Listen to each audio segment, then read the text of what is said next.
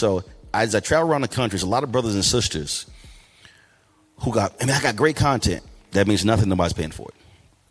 So you have to understand the business side of it. So what you're now seeing is the next wave of content creators, they are way ahead of the game as understanding business. And that's actually where we're going.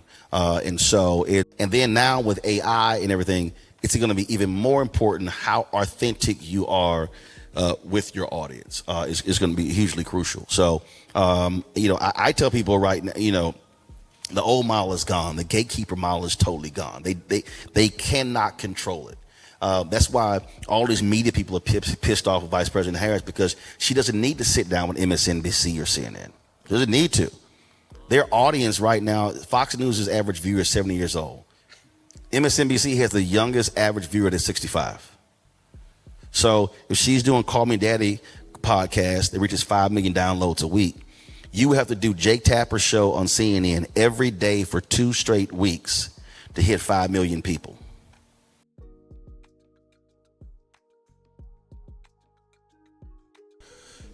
All right, so boom, welcome back to another episode of the Black Caliber Podcast. I'm here with the college politician Drake Smith and the great Roland Martin of the Unfiltered Daily Digital Show. How's it going? It's all right, I can't complain. How about Cool. you, Drake? Glad to be here. Fantastic. Another good day at Lincoln. Right, and I got a little intro for in case y'all don't know. He's a very powerful voice in journalism. He's Mr. Roland Sebastian Martin, born November 14th, 1968, Houston, Texas. Built a remarkable career that spans television, radio, and all types of digital media. He has a degree in journalism and a master's in Christian communications, and his commitment to the craft is evident because literally right before we cut this camera on, he gave me all types of tips, so he was giving me right. He served as a commentator for TV One, hosting impactful shows like News One Now, Washington Watch, and his contributions have also graced CNN, where he appeared at prominent programs such as The Situation Room and AC 360. He is also an author who's penned several thought-provoking books, including Speak Brother, A Man's Black View of America, Listening to the Spirit Within, and White Fear, How Browning of America is Making White Folk Lose Their Minds. His insights has been challenging societal norms and encourage meaningful dialogue. He currently hosts the Roland Martin Unfiltered on YouTube, where he continues to engage audiences with his unfiltered takes on current events and issues impacting the Black community. So, once again, and if you want to see more episodes like this, make sure you like, comment, subscribe, and follow the Black Caliber Podcast. So, I'm going to hop right on to it. How's it feel to be at Lincoln University today so far? Not my first time. I was here several years ago when your president first got here, so glad to be back. This is the third time, because actually before that, I actually did commencement. You did commencement? Yep. So you didn't get an honorary degree or anything like that? No, they gave me some other kind of medal. It's in my office, so I didn't get an honorary degree. I have 6 honorary degrees though. So University of Virginia Lynchburg, Florida Memorial, Lemoyne Owen, Lane College, South Carolina State, University of Maryland, University Park. Okay, that's really dope. So first, how did you get your start in even being up here to even become this professional? Like, what started you? Well, I went to Communications High School in Houston, so Jack Yates High School, Magnet School of Communications. So I've done this since I was 14. So we had television station, radio station, newspaper there. So I did all the mediums when I was there. So I've only done media since I was 14 years old. Okay. So in media, especially watching the change, how you feel like you stayed above bar? Like, well, there's always actually been change. I mean, if you study the history of media, you can go back to silent films, and then of course then you had talkies. Then when you had radio, then of course television came out, and then when television came out, cable came in the late 1970s, and so you went from broadcast to cable, and then you transition from linear cable to digital, and so same thing, newspapers, going from newspapers to going to online as well. So you've always had that. I've always been even from 8 to 10 years ahead in terms of understanding and also studying the medium. So when I ran the Chicago Defender, I launched the first Black News audio podcast. That was in 2005. A digital podcast, video podcast in 2006. So, when folks have been going So this is really the second or third really wave of podcasting. And so I'll probably say about 6-7 years ago, folks are like, oh my God, podcast and everything. I was kind of like, yeah, but I remember when it was at the beginning. I was at a fellowship at University of California, Berkeley, and the guy presented, he was launching a podcast company called Odeo. ODEO. So it was really one of the first podcasting companies. And I went back and we actually launched one for the Chicago Defender. The guy who presented, his name was Evan Williams. He actually is co-founder of Twitter. So the whole key is understanding how do you stay ahead of, and you're constantly reading and understanding trending, and then where the business is going. And so a lot of people aren't actually paying attention to that. So now, again, you're operating in a whole different world now. So you talk about, the camera you're shooting with, that used to be a $20,000-$30,000 camera that you were shooting on, and now all of a sudden this thing is all the way down to where you can actually shoot a movie with an iPhone. You can do that. Hold on one second. Anytime you're shooting photos with this video, turn your flash off because your flash is on the video. Okay? All right, cool. Go ahead. No, I'm trying to tell you, because when you're shooting, you may be interviewing somebody, and if other television is there, like we interviewed Bill Cosby, Henry remembers that real well. We interviewed Bill Cosby, and the dude was taking photos, and the flash was going off. Henry was directing. He was like, "Dude, what the hell you doing, bro?" Because what happened to the flash in the video? So that's all. Yeah. Go ahead. Nah, it's just So what I was saying is the game has changed. So you take. Look, this is an iPhone 15. This is iPhone 13. Steven Soderbergh, who's Academy Award winner, he shot a movie. He actually shot 5 movies with iPhones. There's a movie called High Flying Bird on Netflix. So there's a movie on Netflix called High Flying Bird, which is actually a very great movie, and he shot with 2 iPhone 7s. So when you talk about how the business has changed, it's always constantly changing. And if you want to survive, you got to constantly keep up with technology, but you still have to have the basic fundamentals of how to do the job, regardless of whatever the new technology is. Okay. So you said you were always in media, right? You stay on top, you read. So then also what keeps you feel like it keeps your audience so engaged? Like what about you, even starting out? Because you said you've been doing this for years, so now, of course, you already have your following. Well, again, it's studying the business. So if you study a business, so if you have a newspaper has circulation, all right? So what keeps a person subscribing? If you have a television station, if you're local newscast, I grew up in Houston, KTRK, ABC affiliate. They've been the number one affiliate in Houston my entire life. You're not about 40 plus years. So what are they doing every day to remain the number one station in the marketplace? Same thing. So magazine, radio. How do you stay number one in your demo, or your number one station overall in the market? And that is, you have to understand your audience, and you have to super serve your audience. Tom Joyner always talked about that when you super serve your audience will always take care of you. And so a lot of people don't actually do that. So there are very few people. You take a Beyonce. Beyonce can post something on Instagram with no caption. She doesn't have to. Her audience is going to respond. But if you're not Beyonce, how do you now speak to, how do you now operate with your particular audience? So I know a lot of folks, and people stop me all the time. They said, man, I'm watching you, and man, you took pictures of everybody. I was like, yeah, because you don't understand what that picture means to that particular person. That person is going to leave here, and they're going to show it to their. I had a homeboy of mine. He said, my aunt has a picture of you printed. It's on her refrigerator. All of her old friends, when they come by, they got to come look at the picture before she let them sit down. Okay, so you have to understand, how do you build loyalty with audience? So that applies to every single field. That's why you take a Gerald Albright, my alpha brother. Okay, he's no longer with a record label, started his own record label. He now releases his music. He still is charting, and he owns it because he has a relationship with his audience. The dumbest thing in the world is to disrespect your audience. It's to not engage with your audience. It's to not be in relationship with your audience. So that applies to everything. If you're a politician, you got to be in relationship with your constituents. If you are a CEO, you got to be in relationship with people who are buying your product.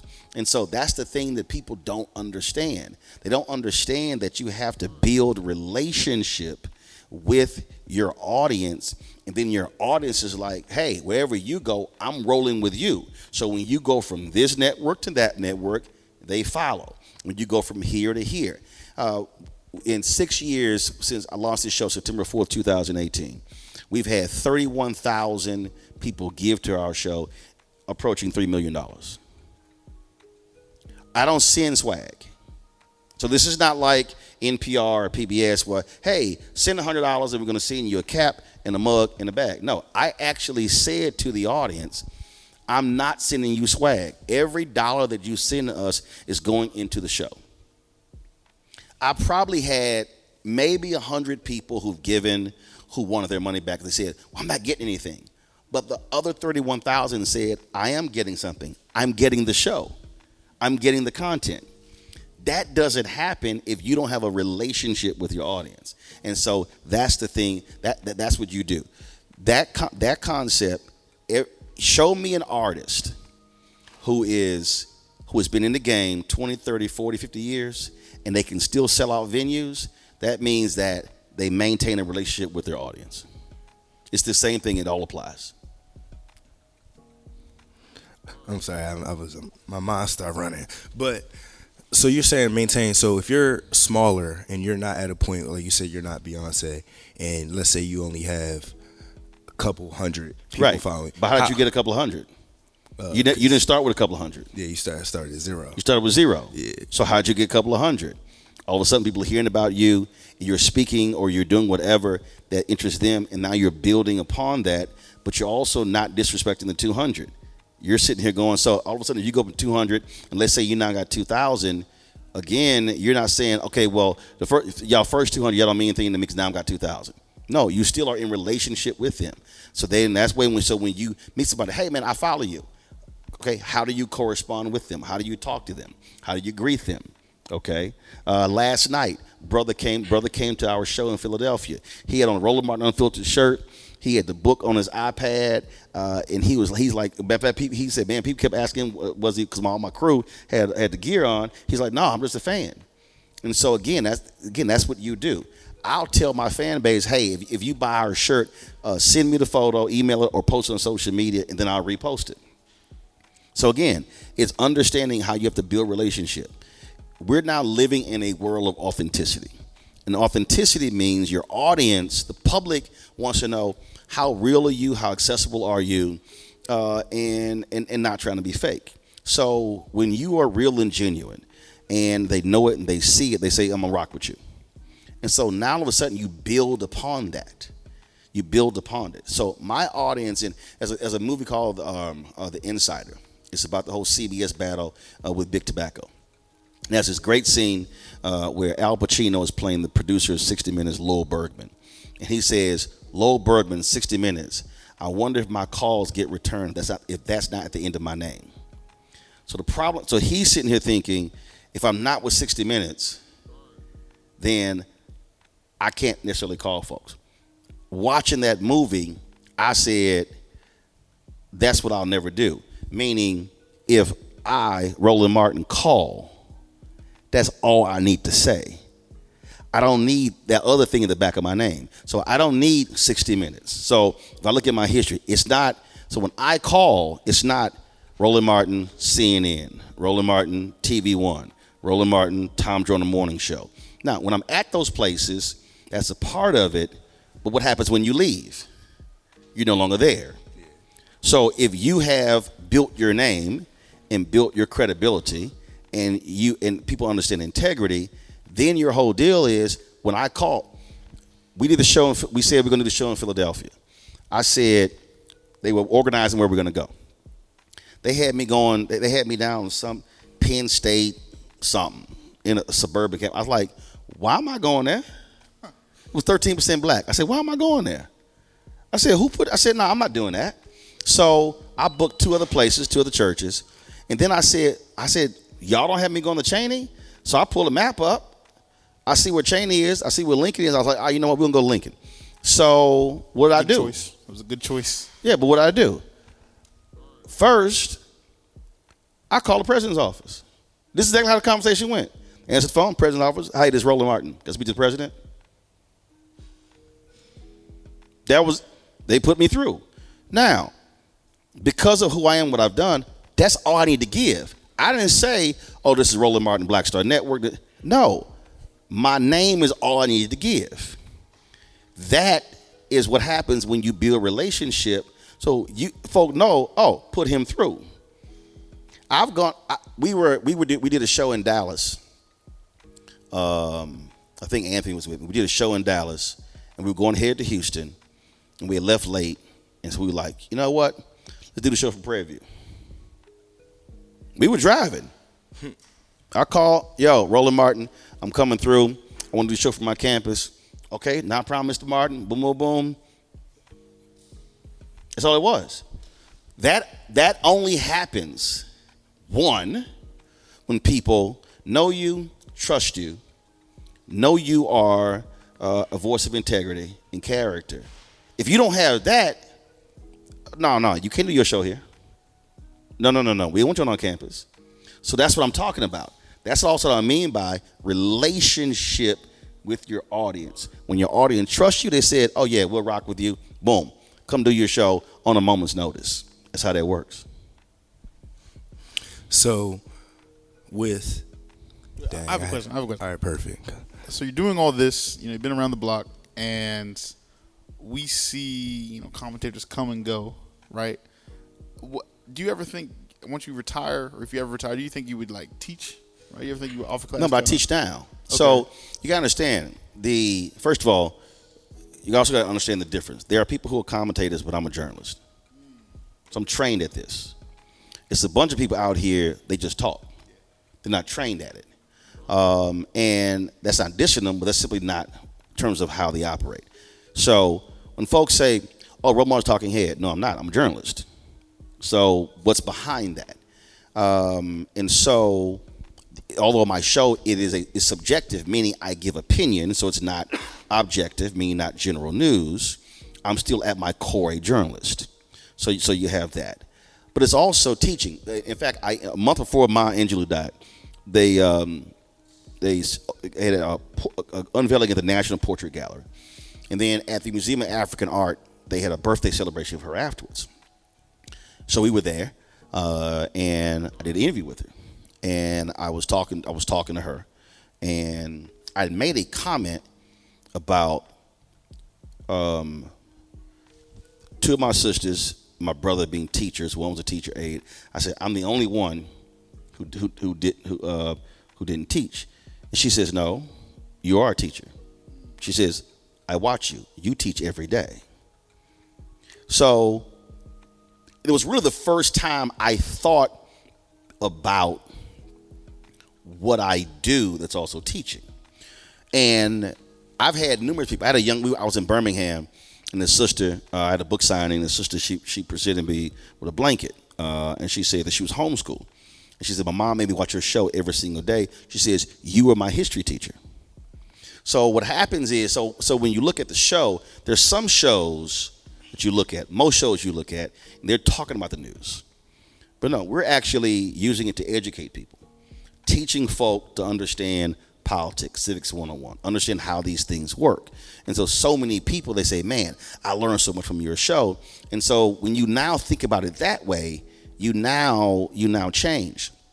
For me, when it comes to, and see, I'll do, when you talk about whether it's video, whether it's whatever, I do those I'll post videos on that. So I'll sit here and post a video on some new gear I got that, okay, y'all want to do this, want to do that. I remember during COVID, it was a trip because initially, folks didn't understand how Instagram worked because there were limitations. So there's always limitations with certain things, and now you got to figure out your way around that.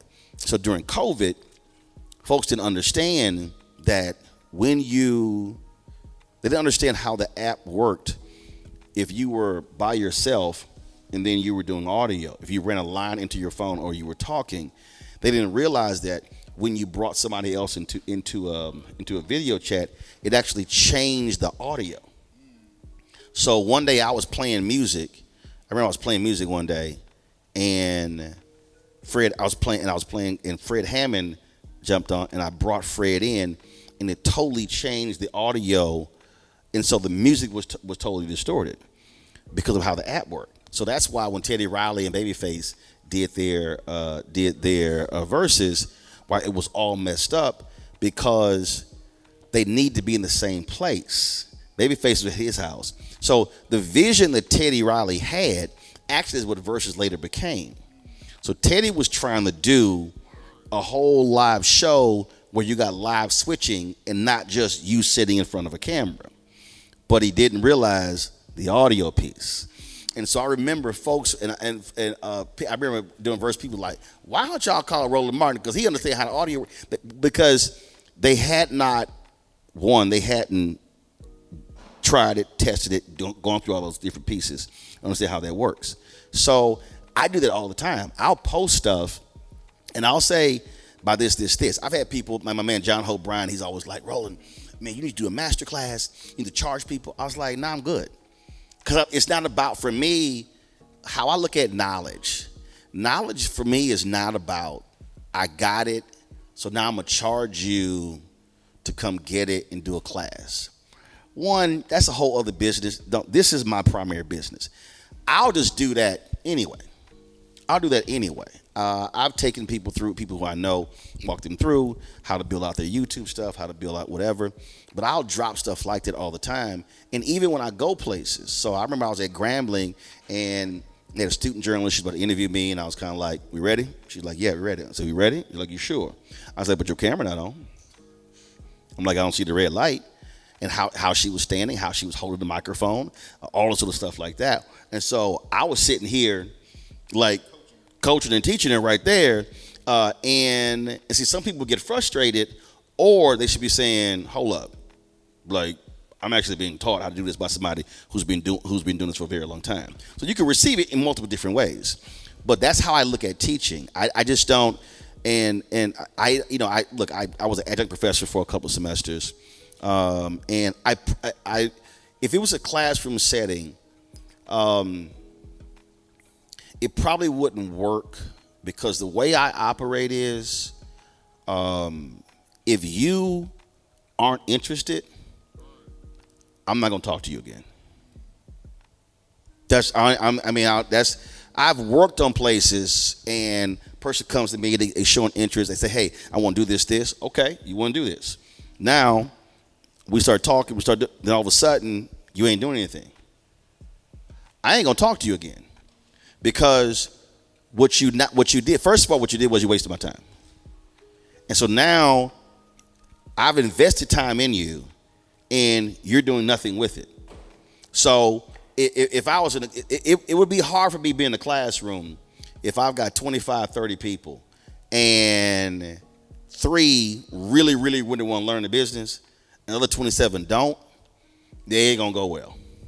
So I'm just, because I just know how, some will say intense, but no, it's like, I understand this. Again, I started doing this when I was 14 years old. And everything, and my philosophy when I was at Yates, the day I walked into the campus, I said, I'll be the best student that's ever come to the school. I didn't say I want to be the best student while I'm here. I said ever, which means that I will be, in terms of communication, I'll be the best that came before me and coming after me. Meaning, you're going to have to do a whole lot to surpass me, because that was a constant pursuit of knowledge. But that's my whole deal with teaching. So, and the other thing is, when I drop a video, whatever, I'm actually reaching thousands. So the classroom actually for me is too limiting. So I'm talking to 30, okay, but I can actually do that, and I can be talking to several thousand. That's just sort of how I look at it. All right. And you were talking about integrity. And where do you feel like in your life that really showed up and made you confident enough to be like, nah, I'm doing it this way, in a certain way? Day one. Day one. Well, again, though, confidence, this is what people don't understand. Joe Namath had this great quote. He said, it ain't bragging if you can do it. I say that all the time. I'll be like, I can really do this. But here's the piece, though. But this is the piece that people don't understand. it's not that your mouth said you can do it. It's what your actions did. What you do before the game.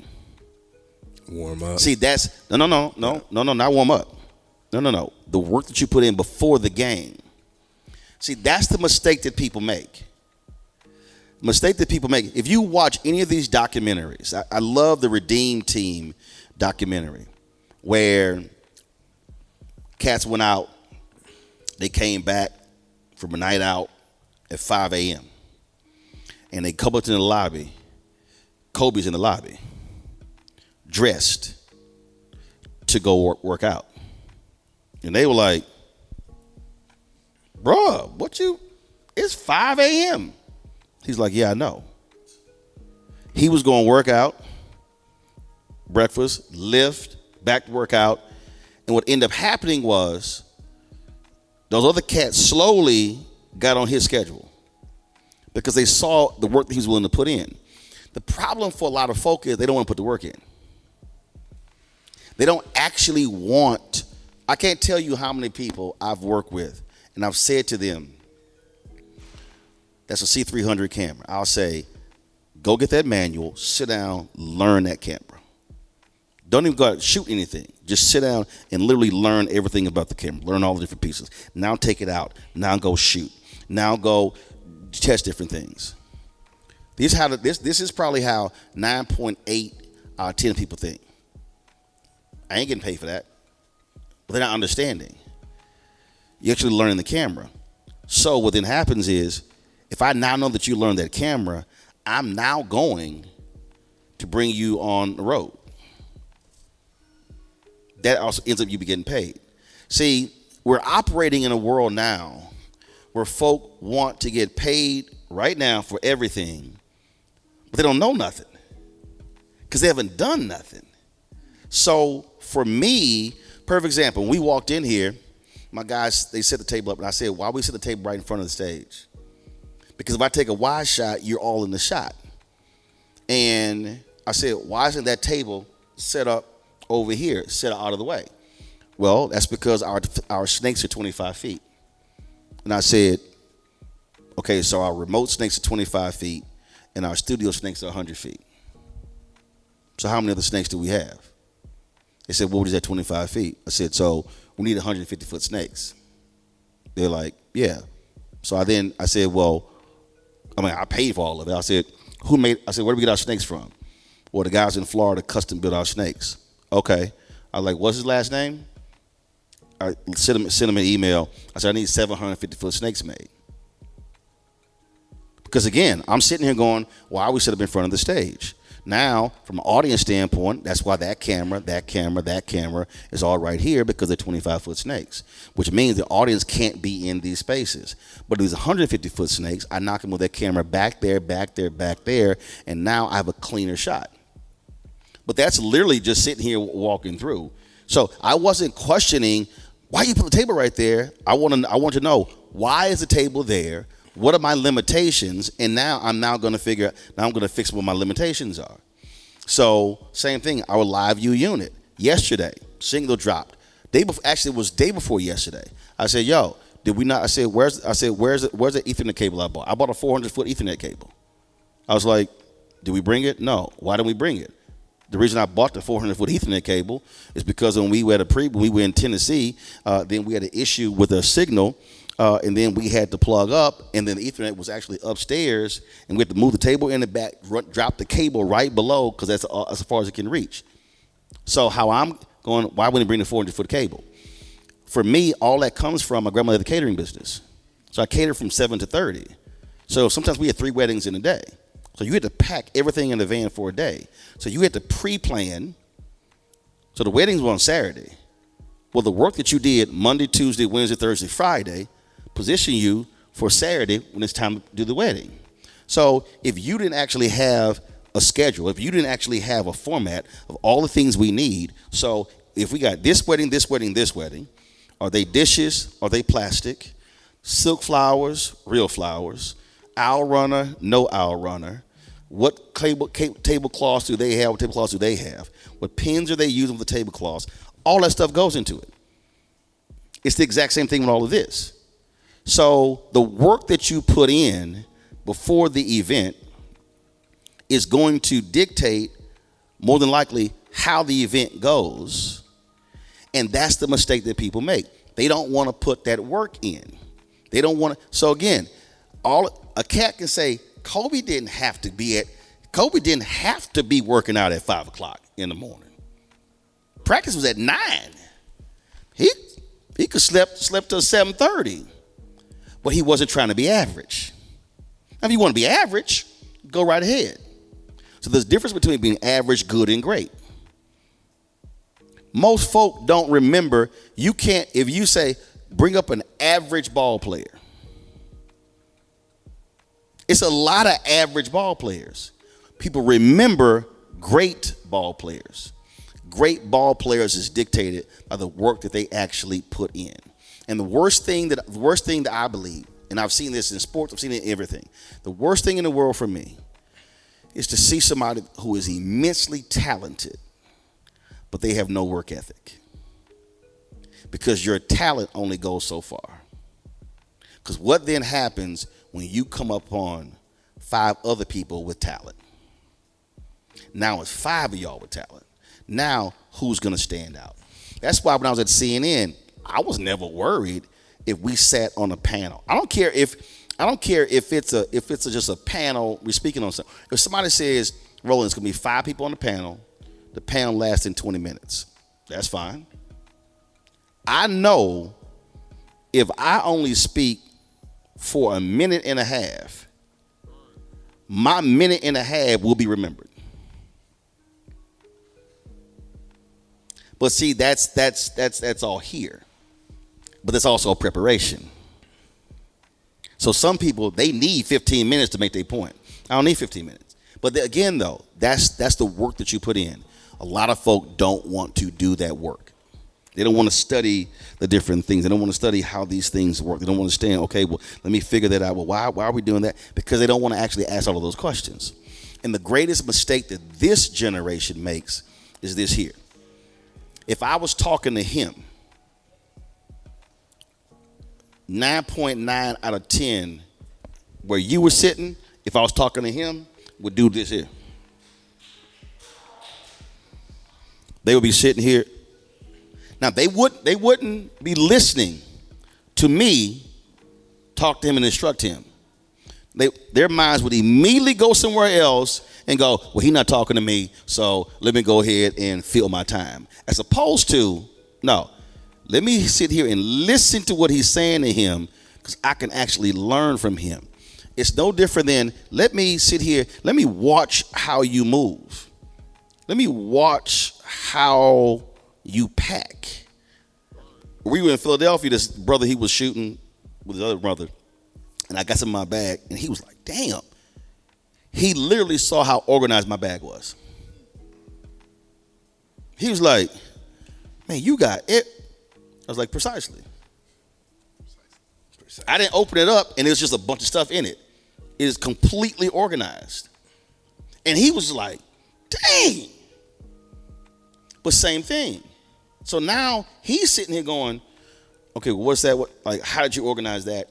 Again, it takes this here. A lot of us don't want to do that. We don't want to prepare for that moment, or we don't even think through, well, if this happened, this happened. So why did I bring 1 XLR cable and I ain't bringing 3? Because the reality is sometimes 1 may not work. Happens all the time. Yeah, something's going to go wrong. I've learned that in my time podcasting so far. If I'm planning for something, something's definitely going to go wrong. So just be prepared. Yeah, but it just happens. You don't, listen, how basic is when you finish, make sure the stuff is charged. Why? Because when something jumps off, I got to grab it. What's the worst thing in the world? It's Damn, dead. I got 10 minutes left on my battery. As opposed to, no, let me create a process, shoots over, come home, battery's off, plug it up, fully charged, put it back in the back. See, again, that's being very linear in thinking, preparing yourself for the next moment.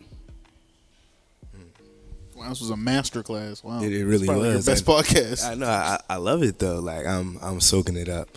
So with that, what was some of your, especially during your career, and you talk about how much you plan all this, what was some of the hardest moments that you feel like you've had and just had to encounter and come through? Hardest moments is probably when you have to deal with people who don't fully get you, or who don't have the same vision. I had Jeffrey Osborne had a golf tournament, and massive storm came through, and the tournament got rained out. So we're sitting at the table, and man, I wish I had a camera going, or even an audio thing going. So I was sitting here, and Ahmad Rashad was sitting to my right.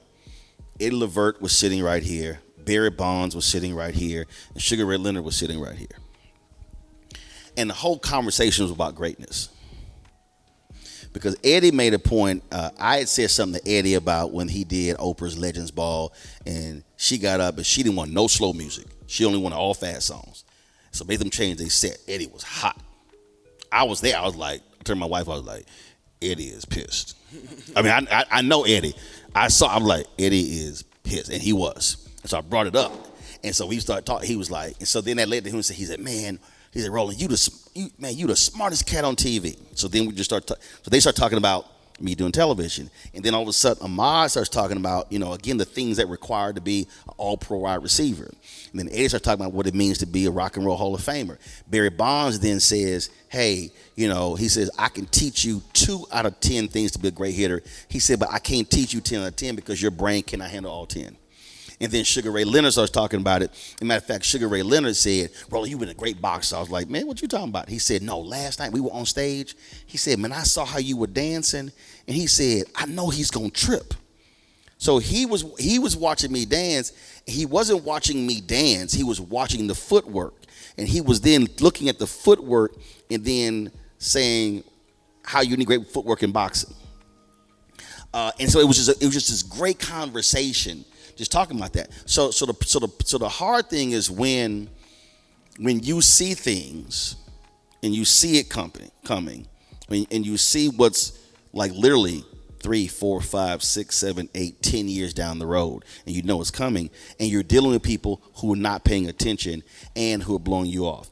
It was like a couple of years ago, a group of 10 black newspapers got together and created a consortium for one website. And 3 of the papers I actually used to run. People were lauding, oh my God, this is great. And somebody called me and they were like, what you think? I was kind of like, man, that's nice, but they 15 years late. Because what they created, I told them to do that 15 years ago. So I was like, y'all late. Like they literally are late. Because they would have been ahead of the curve. When I ran those 3 newspapers, I was telling them to do things then that they had no idea. I remember the Chicago Defender. When I launched the audio, I remember one of the investors, Bill Picard, he just died a couple months ago. He goes, I don't understand, all the stuff you're doing, audio podcast. I said, if y'all would just leave me alone, I can guarantee y'all this is going to be one of the biggest black media companies in the country. If y'all would just leave me the hell alone. So again, audio podcast is 05, video podcast is 06. I launched my digital video show in 2018. I'm 12 years ahead. I tried to tell them that, but they couldn't see it. So the frustration that I had was working at places and they could not see it at all. And now I'm being frustrated because I'm seeing it and they had the capacity to do it, but they wouldn't listen, as opposed to saying, this dude different. Let me just trust what he's talking about for us to go there. And they didn't do it. And what ended up happening was so many things happened that they allowed to just go right by. And I kept saying, I'm trying to tell y'all. I'm like, this is what's coming down. I remember playing golf with Alfred Liggins, and they had just flipped a couple of radio formats. And I said, Alfred, y'all need to launch a black podcast network. This is in 2013. Those were created 4 years later. Then they launched one in 2017. I was like, y'all late. No, I'm sorry. The podcast numbers, they launched one like 3 years ago. We're like 7 years late. Literally, I was saying in 2013, I'm telling you, this is where you're going. Because again, if you're studying the business, you can see where the business is moving. Let me ask you a question about like a great in radio. I listen to Sirius XM, Urban View. My man Joe Madison. Yep, also Joe's my man. brother, just passed away. Like, tell me about him and like you're talking about greatness, but like, who are some people that you look up to? And do you have did you have a relationship with Joe? Oh yeah, Madison? oh no, Joe was always on my show. Joe was going back to Washington Watch. Joe and I were great friends. Joe would always, one of the last videos I did with Joe, we were at the Dionne Warwick. They dedicated a theater to her at Bowie State. And I took Joe home. Joe was like, I'm Uber. I said, Joe, I'll drive you home. He's like, no. I'm like, Joe, whatever. And so when he would give $100 to the show, and I shot a video of him smiling to the camera. He's like, here's my money, and he hands it to me. See, it's interesting. So there are people in the business who I know, who I talk to, but it's not necessarily I look up to them. So what I mean by that is these are peers, these are people who we converse and we'll talk business. I'm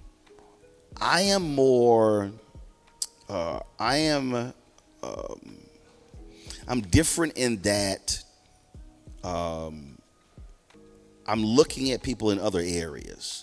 Napoleon Hill in his book Think and Grow Rich said you need to have a mastermind group. And these are people who are necessarily not in your field. These are just brilliant people. So for me, it was getting to know Harry Belafonte and talking to him and sitting with him and asking him questions and stuff along those lines. It was same with Richard Roundtree.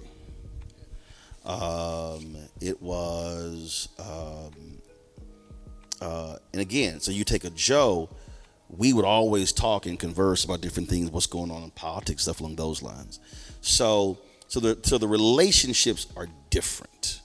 So for me, like I've never, if you think about, I mean, if I did say mentor, Jonathan Rogers, who was the first CEO of TV One, he's also Alpha brother. We were on the board of NABJ together. He would be in that category, but same thing. We talk and I'm bouncing ideas off of and things along those lines. So I'm very much about how do you have a mastermind group of people who you communicate with in different areas where you're able, I go back to that conversation at Jeffrey Osborne Golf Tournament, where you're actually gleaning things from them, then applying it to your craft for you to be able to use. Yeah, I see that. My father used to always say, don't watch me, watch my moves. So right. in this, like in your story you're telling, I'm like, man, it's crazy how certain things like show up in different places and in different ways. Because people don't understand movement.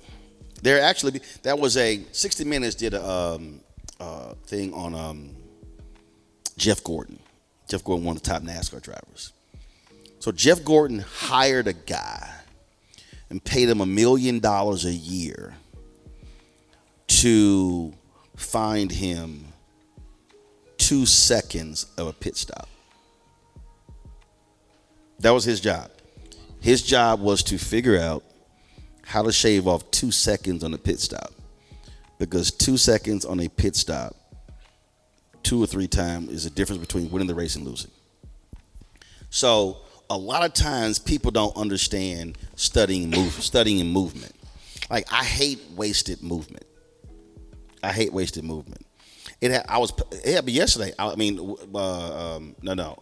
did we come up? Tuesday. When I pack, how many trips am I making back and forth? That's just how because you study movement. And again, I go back to growing up with the catering business.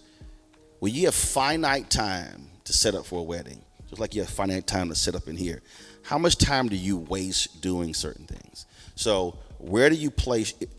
Do you place your gear over here? Do you place it over here? It's like it's same thing whenever I finish something and it's packing, I'll lay all my stuff out, then pack my stuff and I place it in the same place because I'm wasting time trying to figure if my stuff is all over the place. So it's sort of the same thing. So I actually I love to watch how people move.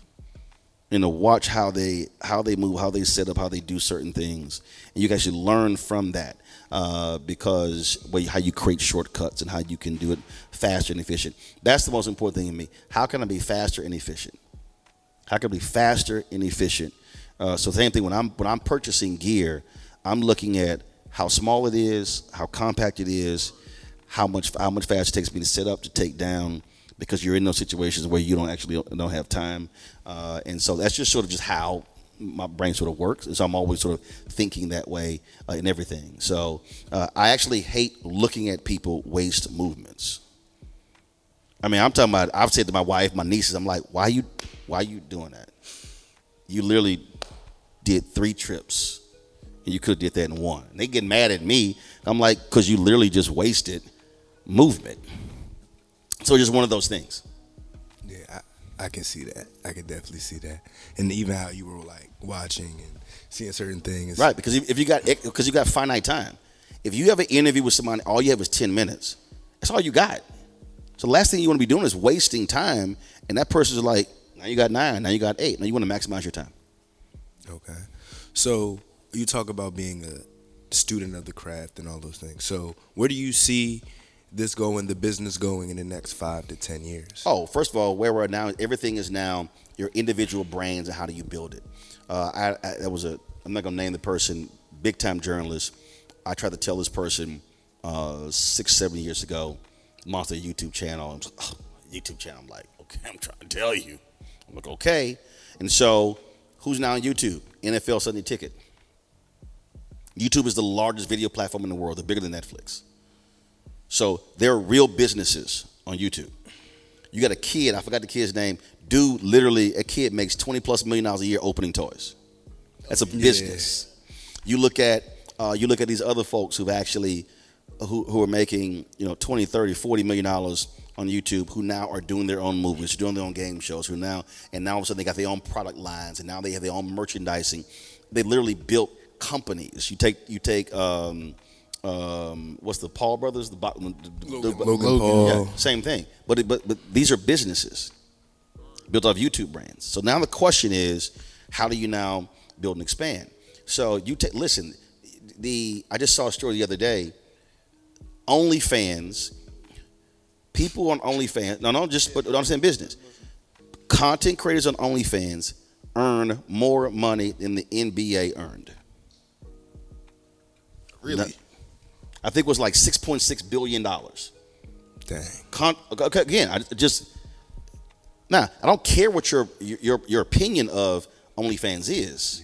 The reality is, they making money. If you got somebody who's sitting here saying, I made $2 million a month, that's still $2 million a month. I don't care how you want to add it up. So where you're going now is you're totally moving now into total market fragmentation, where you're going to have personal brands. Now the issue for people is, again, how do you actually build that to make it a sustainable model where you're able to monetize? And that's the biggest thing. So as I travel around the country, there's a lot of brothers and sisters I got great content. That means nothing. Nobody's paying for it. So you have to understand the business side of it. So what you're now seeing is the next wave of content creators. They are way ahead of the game as understanding business, and that's actually where we're going. And so and then now with AI and everything, it's going to be even more important how authentic you are with your audience. Is going to be hugely crucial. So I tell people right now, the old model is gone. The gatekeeper model is totally gone. They cannot control it. That's why all these media people are pissed off with Vice President Harris, because she doesn't need to sit down with MSNBC or CNN. She doesn't need to. Their audience right now, Fox News' average viewer is 70 years old. MSNBC has the youngest average viewer that's 65. So if she's doing Call Me Daddy podcast that reaches 5 million downloads a week, you have to do Jake Tapper's show on CNN every day for 2 straight weeks to hit 5 million people. When she can do that in one 40-minute interview one time. So the game has totally changed. And so folks have to learn the business of the business. Content is easy. There's a lot of content out here. But if you don't understand the business of the business, then you're not going to be able to actually build a sustainable business model. Okay. So it sounds like I need to get more on the business of the business. Yep. Definitely. And with that, is there anything like any books you're reading right now? Oh, I read 7 or 9 books at one time. But they're different. But they're different books you read for different reasons. So I mentioned Think and Grow Rich by Napoleon Hill, but that was another book. Dennis Kimbrough, Think and Grow Rich, the black version. So he has a book as well. But I look at different books in different ways. The guy who was the producer of Ocean's 11, Jerry, why is his name escaping me? So he, this book is crazy. I think the book is called I'll Stop Talking. Jerry Weintraub. You know I'll stop talking when I'm dead. And the reason I love this book, and again, you learn different things from different places. And everything is not an MBA book. When I stop talking, you know I'm dead. Useful stories from a persuasive man. So I'm reading his book. I'm on the train on the Acela going to New York, and I was like, "Yo, this book is fascinating." So I said, I just need to tell this dude how great this book is. So I called the studio lot, Warner Brothers, asked to transfer me to his office. Secretary says he's not there. Leave a message. I was like, "This is who I am. I just want to tell Jerry how great the book is." Like 20 minutes later, my phone rings. It's Jerry Weintraub. So I tell him how great the book is. He's like, "Oh, I really appreciate that." I was like, "No, because I said this book needs to be in every MBA school in the country." And so we talked. He said, "Hey, do you come to LA?" I was like, "Yeah, I come to LA 4 or 5 times a year." He said, "Well, next time you come to LA, we're going to go to my favorite restaurant. I got my own table. I got menu items on there. They don't let me pay. And next time I hit him up." And we went to the restaurant. Sat there about 2.5 hours. He signed gave my book. He signed my copy of his book. Great conversation. I stayed in contact with Jerry until he passed away. But this is a perfect example why I think that the book like that just totally blows you away. So he was representing John Denver. He was a promoter. John Denver was a pain in the ass. John Denver was complaining about everything on the tour. He was going to quit the tour. So Jerry goes, "John, it's okay." He said, "This morning I fired Jimmy. The tour is going to be fine." So John Denver goes back, pulls the crew together. He's like, "Guys, listen, I talked to Jerry. He fired Jimmy. This tour is going to be a lot better. Trust me. We're on with the tour." Jimmy didn't exist. Didn't fire nobody. Jimmy didn't exist. Yeah, There was no Jimmy. Placebo, yeah. He just needed John to calm the hell down and get what he want. And so he has all these stories in the book. And like when he did Ocean's 12, he went to Brad Pitt. He's like, "Brad, are you doing Ocean's 12? George is in." He's like, "Yeah." So then he calls Matt Damon. "Matt, are you doing Ocean's 12? Brad's in." And then he calls up George. "Dude, are you doing Ocean's 12? Brad and Matt are in." George did not agree to do Ocean's 12. But again, so I'm reading this book, and if you look at all these stories, it literally is, you got to figure it out to get it done. You can't necessarily learn that in some other traditional books. So that's one of those books where I just love, because it forces you. You have when you're in that moment, you have to figure out a solution to the problem, because you're still trying to get to your end result. So I don't allow if somebody on my crew says, look, we've been in different situations. No, you can only shoot here. We ain't shooting here. So something gonna happen, but we ain't shooting here. And so you only can learn those things if you're in the moment to have to figure it out. So there's books like that I like to read, that I actually glean different things from. I'm reading right now Joanne Robinson's book on the women who led the Montgomery bus boycott. And the reason I love the book because she was the one who actually could see the idea. She's writing about how it was done. So it's the strategy behind how it happened. So we get fixated on the boycott. For me, it's always, no, how did it happen? How did they mobilize people? How did this whole thing, how did they strategize, whatever? Because then you're able to learn from that to then apply to what you do. All right. You got any more questions, Dre? No, this is a master class. I learned a lot. I'm excited for your actual show later today. All right. Well, with that, can I just get you to say this is the Black Caliber Podcast? Yep. Here we go. What's up, folks? Roland Martin here, founder of Black Star Network. This is the Black Caliber Podcast. Distinction at its finest. Thank you so much. Go.